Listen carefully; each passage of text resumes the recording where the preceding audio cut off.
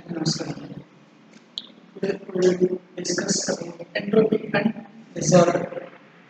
Entropy प्रवाह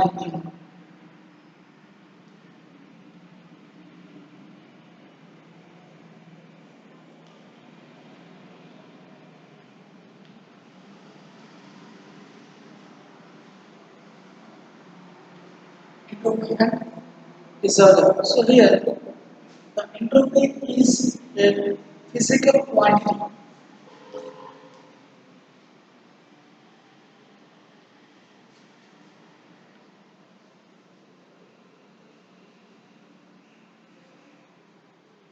So here the entropy is a physical quantity. Okay. So here the entropy is a physical quantity here that was first introduced by Clausius to facilitates facilitates the calculations. So here the entropy is a physical quantity and that is first introduced by Clausius. Clausius to facilitate the calculations and give a clear expression to the results of thermodynamics. So facilitates the calculations and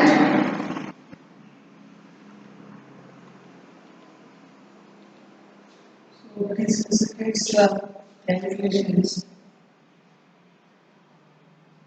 and to give a clear expression for thermodynamics.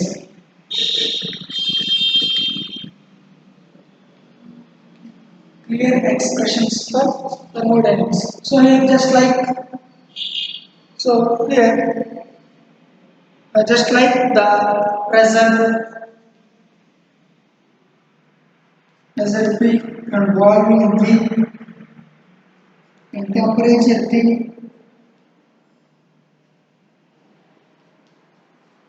and entropy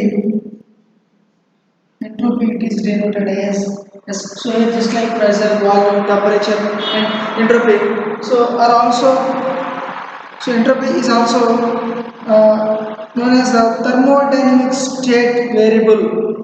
So is also known as a thermodynamic state variable system.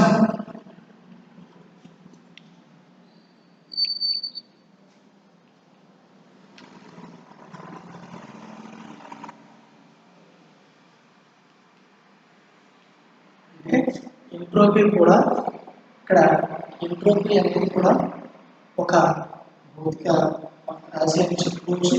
So దీన్ని Clausius అని ఆయన introduce చేయడం జరిగింది.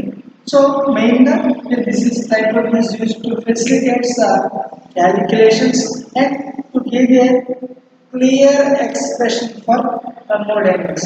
Okay, so here the entropy is just like the pressure, volume, the pressure, volume, temperature, and entropy is also known as the thermodynamic state variable system. So pressure, volume, temperature లాగానే ఈ entropy కూడా స్థితి thermodynamics స్థితి యొక్క నిరూపకమే ఈ thermodynamic state యొక్క నిరూపకమే. Okay so మెయిన్గా ఇది facilitates the calculations and to give a clear expressions for thermodynamics. So here mainly the inertia is also so inertia in mechanics. So inertia in mechanics is also calculated by entropy. So ముందుగా inertia in mechanics. So inertia is an inherent property of a body by which it resists. ఒకసారి రాస్తా. So here inertia అనేది కూడా దీని ద్వారా measure చేయబడుతుంది. Okay, so inertia is an inherent property of a body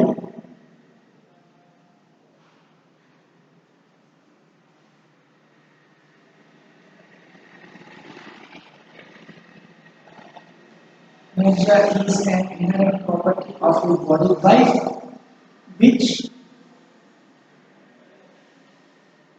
it resists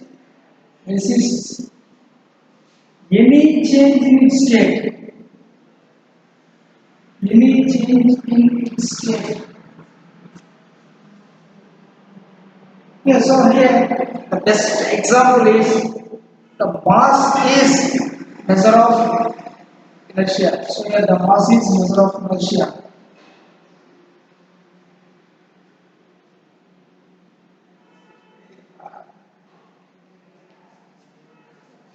Okay. So here the concept of entropy.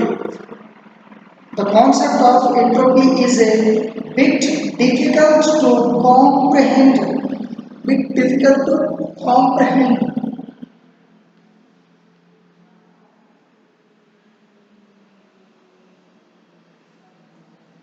Bit difficult to comprehend because we cannot feel it. Why? Because so the entropy is very bit comprehend. So why? Because we cannot feel. We cannot feel it. Okay. So we can feel the pressure. We can feel the pressure and we can feel the volume. Okay. So we can feel the pressure and also we can feel the volume and we can feel the temperature also, but we cannot feel a temperature. We cannot feel temperature, sorry, entropy. We cannot feel the entropy. So here, if we feel the pressure, if we feel the temperature, and if we feel the volume with our senses, but the entropy is rather an intangible physical quantity. So that cannot be felt like that cannot felt like pressure, volume, and temperature also. Okay. So here the entropy is a measure of the disorder of a system. So increase in entropy of the system implies a transition of the system from a more ordered arrangement to disorder. Okay, so here it is a law of nature that all natural processes are associated with increase of entropy.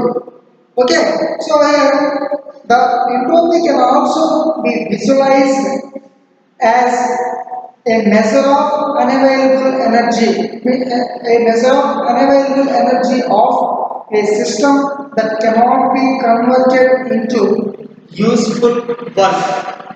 That cannot be converted into useful work. Okay. So here the role of entropy in the conversion of heat energy into work is just similar to that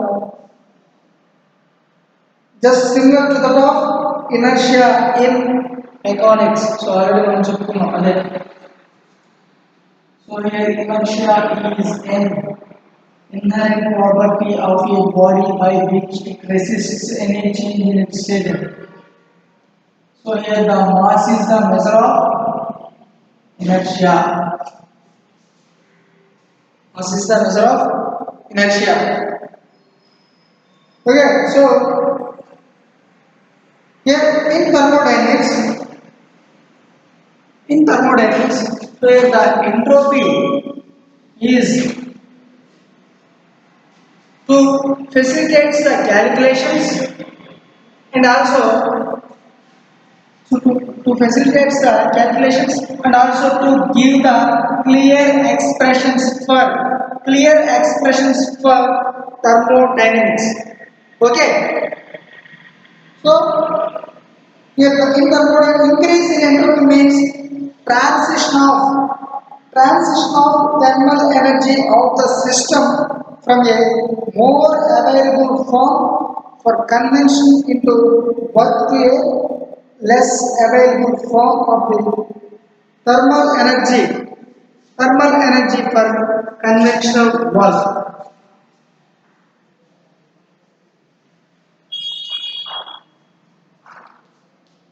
Thermal energy for conventional work. Okay.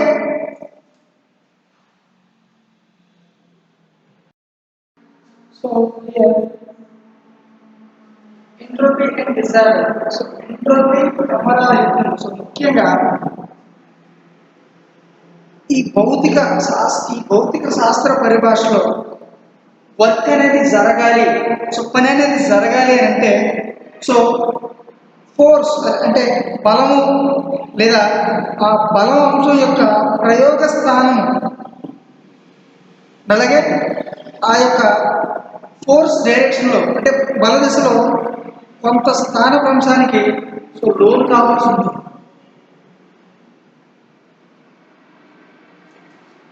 Okay, so భౌతిక శాస్త్ర పరిభాషలో పని జరగాలి అంటే ముఖ్యంగా బలము లేదా ఆ బలం అంశం యొక్క ప్రయోగ స్థానం సో బల దిశలో కొంత స్థానభ్రంశానికి అది లోన్ అవ్వాల్సి ఉంటుంది.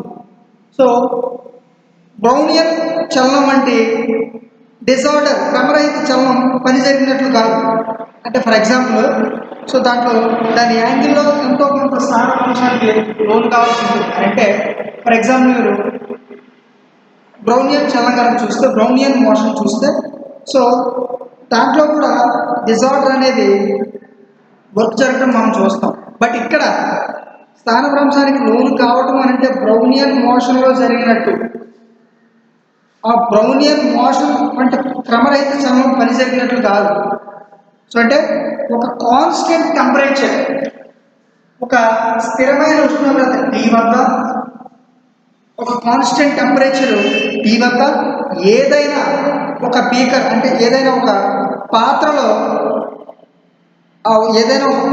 ఉన్న వాయువులోని అణువులు సో అన్ని దిశలలోనూ అన్ని డైరెక్షన్స్లోనూ డిజార్డర్గా చలిస్తూనే ఉంటాయి, అంటే క్రమరహితంగా చలిస్తూనే ఉంటాయి.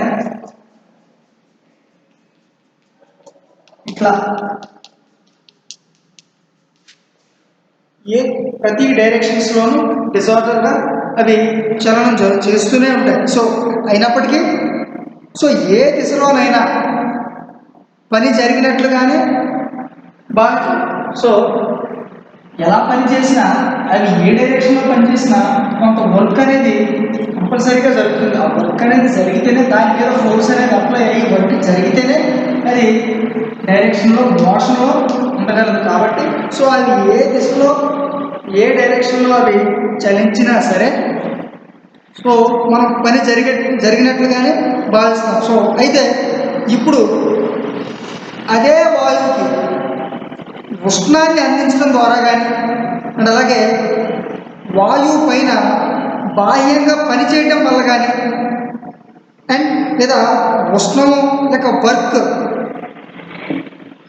పని వాయువు యొక్క అంతర్గత శక్తిగా మారినప్పుడు కానీ అండ్ అలాగే వాయువు యొక్క ఉష్ణోగ్రత కూడా ఇంక్రీజ్ అవ్వడం, సో ఆ వాయువు యొక్క టెంపరేచరు ఇంక్రీజ్ అయిపోతుంది, పెరిగిపోతుంది. సో ఈ దీంట్లో ఏది జరిగినా T అనేది దానికి పెరిగిపోవడం జరుగుతుంది. సో దానికి పర్యవసానంగా వాయువులలోని అణువుల చలనంలోని డిజార్డర్ అనేది సో ఇంకా మరింతగా ఇంక్రీజ్ అయిపోతుంది. సో వాయువులోని క్రమరహితం అనేది సో ఇంకా మనకు మరింతగా ఇంక్రీజ్ అయిపోవడం మనం చూస్తాం, ఇంక్రీజ్ అయిపోవడం జరుగుతుంది. ఓకే, సో ఇక్కడ టెంపరేచర్ పెరిగే కొద్దీ అంటే ఈ ఉష్ణోగ్రత పెరిగే కొద్దీ సో దాన్ని మనం సిపి ప్రెజర్,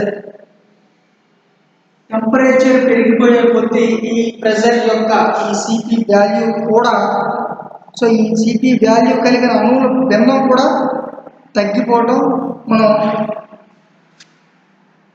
సో తగ్గుతుందని మ్యాక్స్వెల్ వేగ వితరణ వక్రం నుంచి మనం గ్రహించుకున్నాం. సో ఆల్రెడీ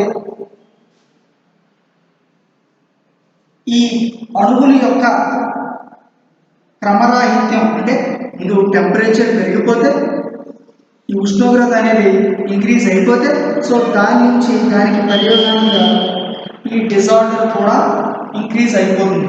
సో ఇది ఇంక్రీజ్ అయిపోతే సో ఈ యొక్క సిపి వాల్యూ కలిగిన వాయువులోని అణువుల చలనంలోని క్రమరాహిత్యం కూడా మరింత పెరిగిపోవడం, అలాగే అణువుల భిన్నం కలుగుతుందని మ్యాక్స్వెల్ వేగవేతన నుంచి మనం ఆల్రెడీ ఇంతకుముందు చూసాం.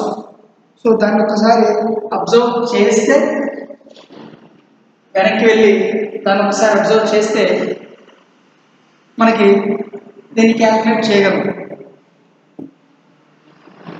ఓకే, సో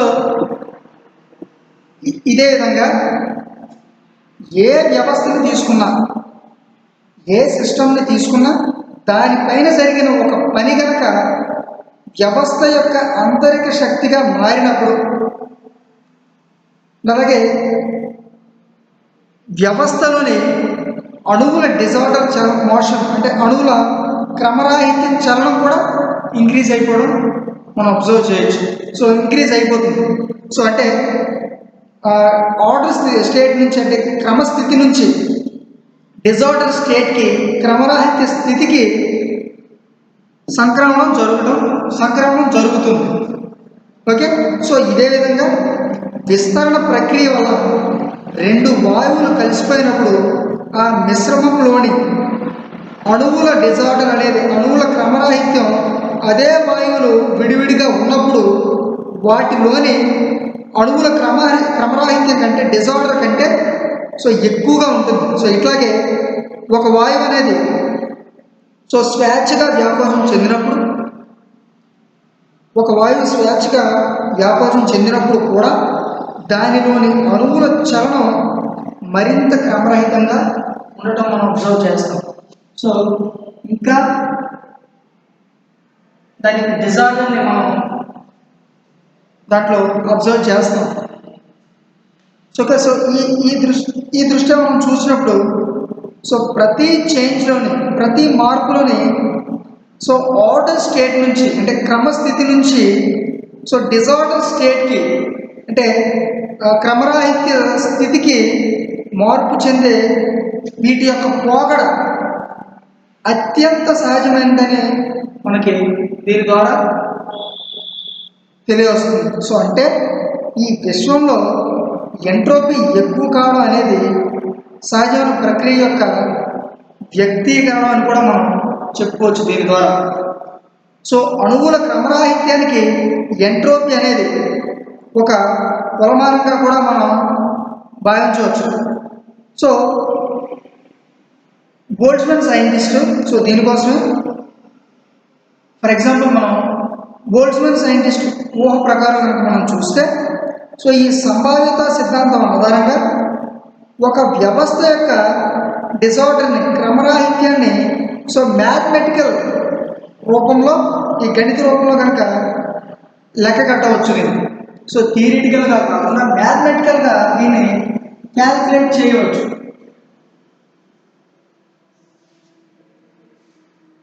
సో థియరిటికల్గా చేయలేకపోయినా మ్యాథమెటికల్గా దీన్ని చేయడానికి అవకాశం ఉంటుంది. సో ఈ యొక్క డిజార్డర్ని సో ఈ క్రమరాహిత్యాన్ని ఉష్ణగతిక సంభావ్యత అనే రాశి పరంగా మనం తెలియజెప్పవచ్చు. సో ఇది చాలా పెద్ద సంఖ్య వ్యవస్థ యొక్క బాహ్యమైన స్థూల ధర్మాలను అలాగే వాటి యొక్క మార్పు చేయకుండా ఆ వ్యవస్థలోని అణువులను లేదా దానిలో అది సో డిజార్డర్ మోషన్లో ఉండే క్రమరాహిత్య చలనంలో ఉండే. ఓకే, సో ఈ మార్పు చేయకుండా అలాగే వ్యవస్థలోని అణువులు లేదా ఆ పరమాణువులు ఎన్ని వేరువేరు రకాలుగా అంటే డిజార్డర్ అయిపోయిన ఎన్ని వేరువేరు రకాలుగా సో అమర్చవచ్చు. ఆ అమరికల సంఖ్యే సో ఈ ఉష్ణగతిక సంభావ్యత కూడా అవుతుంది. సో దాన్నే W తో సూచిస్తాం. ఓకే, సో బోల్ట్జ్మాన్ భావం ప్రకారం ఈ వ్యవస్థ యొక్క ఎంట్రోపీ ఎస్ అండ్ అలాగే క్రమరాహిత్యం అంటే entropy S and disorder W అనుకుంటే అయితే సో దాని నుంచి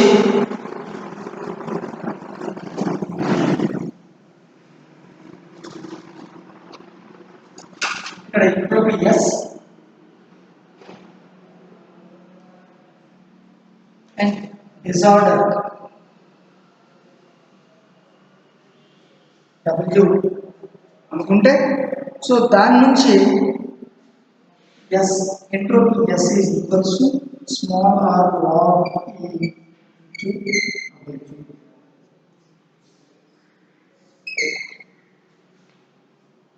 ఓకే, సో ఇక్కడ ఆర్ అనేది బోల్ట్జ్మాన్ కాన్స్టెంట్, బోల్ట్జ్మాన్ స్థిరాంకం.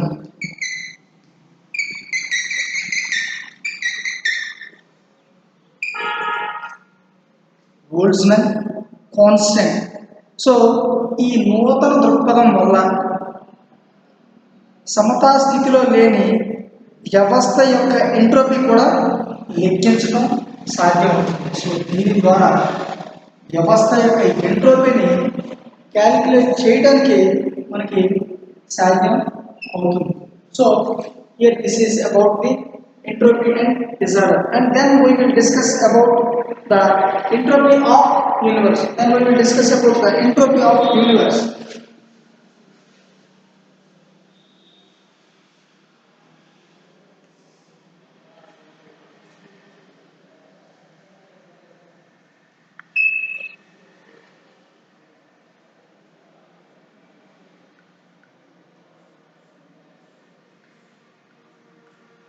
Okay, entropy of universe. So here if we see that in a reversible process,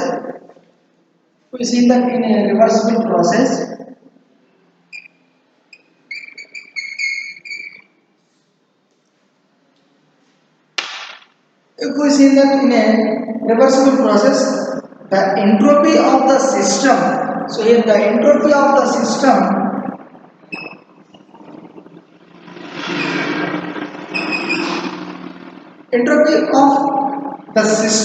and its surroundings remains the same,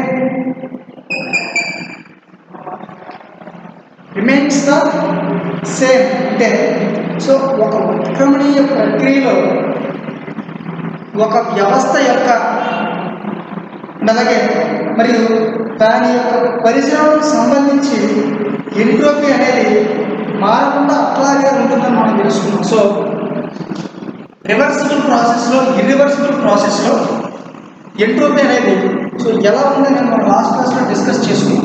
so reversible ప్రాసెస్లో ఉత్క్రమణీయ ప్రక్రియలో చూస్తే సో ఎంట్రోపీ అనేది ఎలాంటి మార్పు చెందదు. సో చేంజ్ అనేది change in entropy, so change of entropy in reversible process is no change. Last class మనం already discuss చేసుకున్నాం. సో రివర్సిబుల్ ప్రాసెస్లో నో చేంజ్, బట్ ఇర్రివర్సిబుల్ ప్రాసెస్లో మనం చూస్తే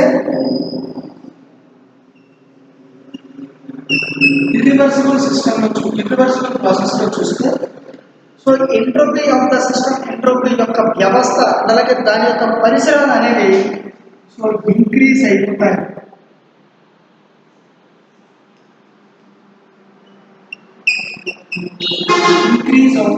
జరుగుతాయి అని మనం ఆల్రెడీ చూడటం కూడా జరిగింది. సో ఇంకా ఈ ఎంట్రోపీ ఆఫ్ యూనివర్స్ అంటే ఏంటంటే సో మెయిన్గా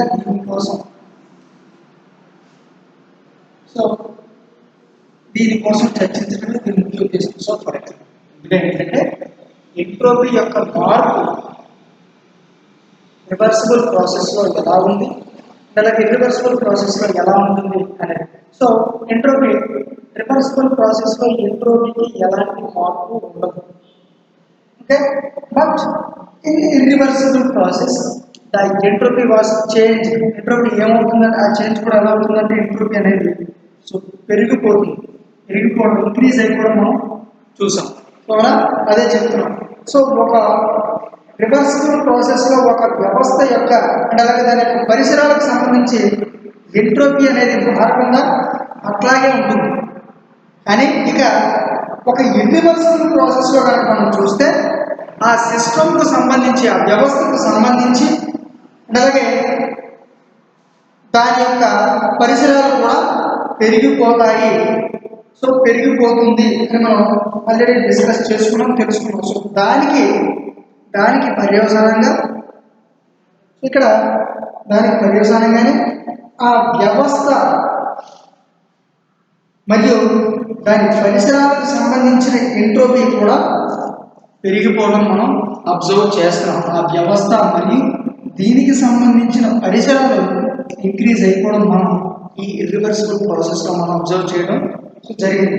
సో ఒకనొక ప్రత్యేక వ్యవస్థను విడివిడిగా తీసుకుని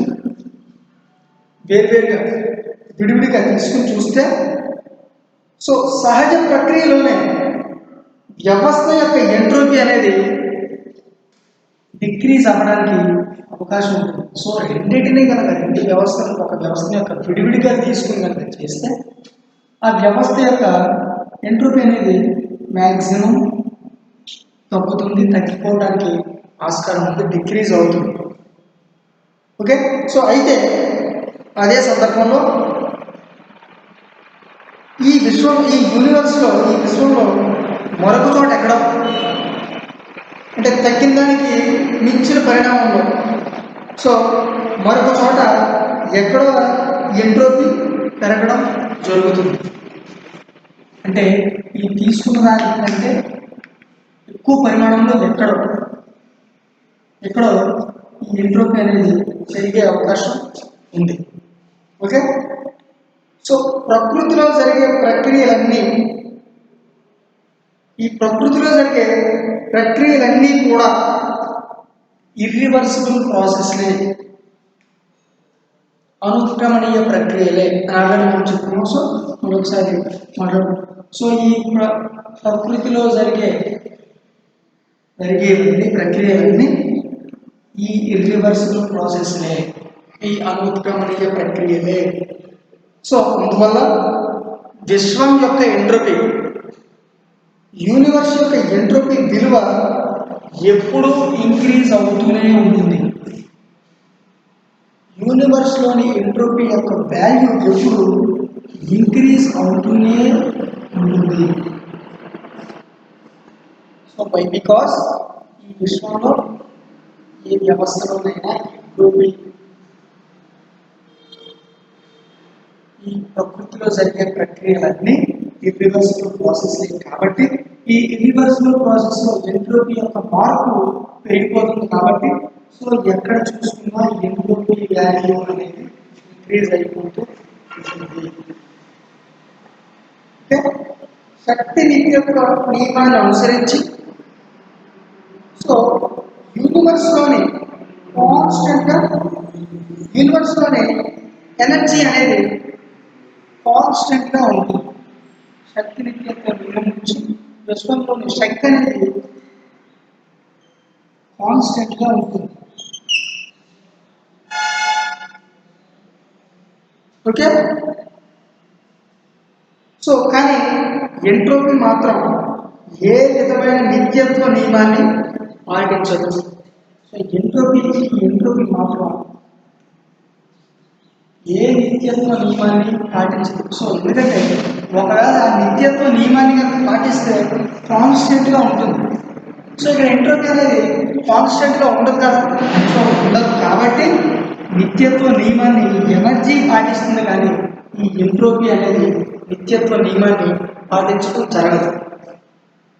ఓకే, సో అందుకని విశ్వం యొక్క ఎంట్రోపీ ఎల్లప్పుడూ ఇంక్రీజ్ అవుతూనే ఉంటుంది. సో ఈ విశ్వంలో లభ్యమయ్యే శక్తి అంటే అవైలబుల్ ఎనర్జీ కాలంతో పాటు తగ్గుతూ వస్తుంది. సో ఈ విశ్వంలో దొరికే అవైలబుల్ ఎనర్జీ, ఈ విశ్వంతో పాటు మనకు దొరికే ఎనర్జీ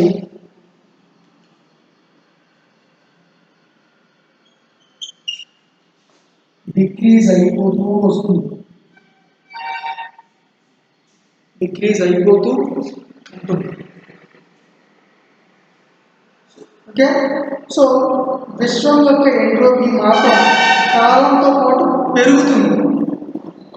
సో ఈ రెండింటికి అన్వయిస్తే లభ్యమయ్యే శక్తిలోని నష్టం T2 delta s, T2 delta s గా చూపిస్తున్నాం. ఈ రెండింటిని కనుక అన్వయిస్తే ఈ ఎంట్రోపీని, ఈ అవైలబుల్ ఎనర్జీని అన్వయిస్తూ చూస్తే దాని యొక్క నష్టం loss is equals to T2 into delta ds. So ముఖ్యంగా పరిస్థితి ఏంటంటే ఎంట్రోపీ అనేది